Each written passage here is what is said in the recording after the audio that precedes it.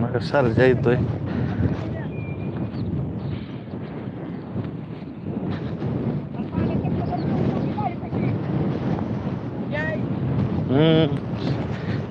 कुठला बैल आहे ह्यो?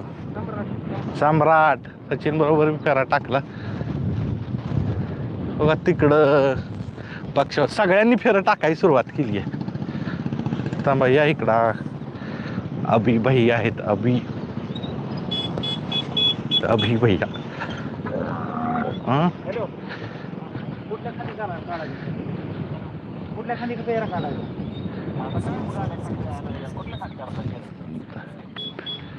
फेर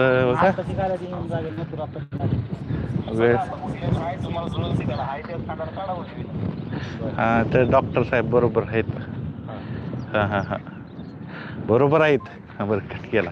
काय सांगाल अभि? राहिला बैल म्हणजे माळशिरस भाग लके आहे का नाही? म्हणजे विशेष म्हणजे इथं एक नंबर केलेला ना? नाही 61 फाट्याला. पण ह्या भागात एक नंबर केलेला आहे.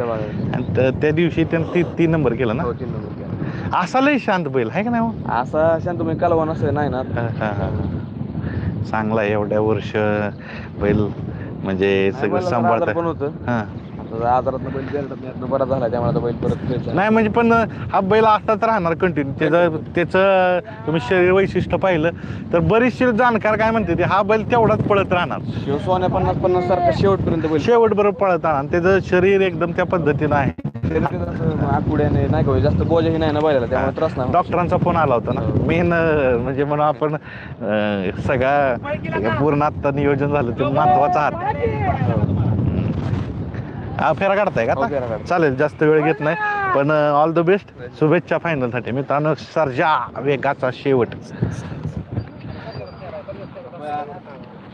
ह्या बैलाचं एक कल्ट फॅन फॉलोइंग आहे. कल्ट म्हणजे काही लोक असे आहेत काही झालं तरी ह्या बैलाच्या बरोबर असतात. म्हणजे यश असो पराभव असो काही असो.